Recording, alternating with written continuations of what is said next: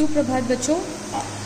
अपने last class में मैंने आप सभी को गट्रू गधा पाठ के बारे में पढ़ाया था और कहा था कि ये आप सभी अपने घर पे पता लगाएं और साथ ही आपको कहा था कि इसके शब्दार्थ को अपने कॉपी में लिख ले।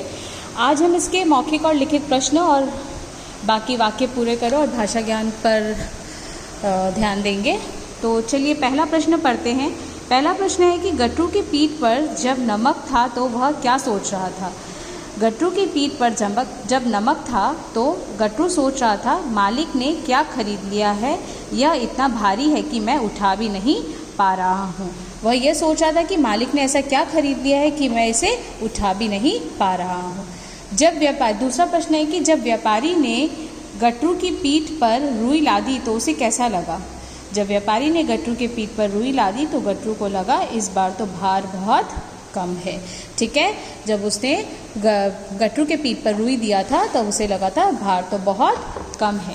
अब आता है इसके लिखित प्रश्न उत्तर पे। लिखित प्रश्न है कि व्यापारी ने बाजार से नमक क्यों खरीदा। व्यापारी ने बाजार से नमक क्यों खरीदा। बाजार में नमक बहुत कम दाम में मिल रहा था, इसलिए व्यापारी ने नमक खरीदा। क्या गट्रू पहली बार नदी में जानबूझकर गिरा था। पहली बार गट्रू जानबूझकर नहीं गिरा था, उसका पैर फिसल गया था।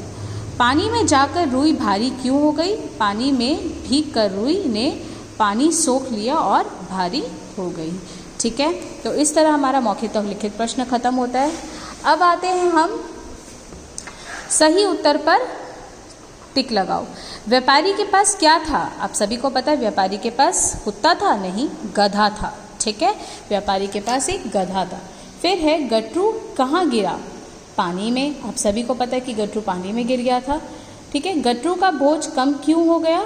नमक के घुलने से गट्रू का बोझ पहली बार कम हो गया था। ठीक है, अब है वाक्य पूरे करो। नमक बहुत डैश दाम में बिक रहा था, यानी कि कम दाम में बिक रहा था। रुई पानी बढ़ने से भारी हो गई। ठीक है, इस तरह आपको कम और भारी हो गई। ठीक है, बोझ कम हो जाने से गट्रू डैश हुआ। गट्रू खुश हुआ। बोझ कम होने से गट्रू बहुत ही खुश हो गया। अब है मूल्यपरक प्रश्न।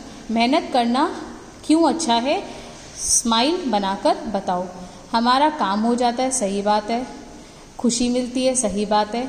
काम करना सीखते हैं, ये भी सही बात है। दूसरे पर निर्भर नहीं रहते, सही बात है। अच्छा नहीं लगता, ये तो बिल्कुल गलत बात है, क्योंकि अभी हमने कहा था कि काम करने से हमें अच्छा लगता है। ठीक है, फिर चुस्त रहते हैं, ये भी सही बात है। तो इस तरह आपको ये निशान लगाने हैं। अब है भाषा ज्ञान। इनमें से कौन समूह से अलग है। समूह यानी कि आप देख सकते हैं कि यहाँ पे एक ग्रुप बनाया गया है और इस ग्रुप में से कौन सा सबसे अलग है। गधा, घोड़ा, गाय, ऊँट, मछली, ये सारे जमीन पर रहते हैं और मछली पानी में रहती है, तो वह सबसे अलग है, इसलिए मछली। आलू, टमाटर, गाजर, आम, पालक। आलू, टमाटर, गाजर और पालक ये सब सब्जियों के नाम है और आम एक फल का नाम है, इसलिए आम अलग है। कमल, गुलाब, नील, लीला, लिली, चमेली। ठीक है, तो यहाँ पे नीम, क्योंकि नीम एक पत्ता का नाम है और बाकी सारे फूल है। ठीक है, नीम एक पेड़ है। ठीक है, वह एक पेड़ है और बाकी सारे फूल है। ठीक है, फिर है मैं और मैं या मैं लिखकर खाली जगह भरो। गट्रू रास्ते डैश सोचता जा रहा था। गट्रू रास्ते में सोचता जा रहा था, यहाँ होगा मैं।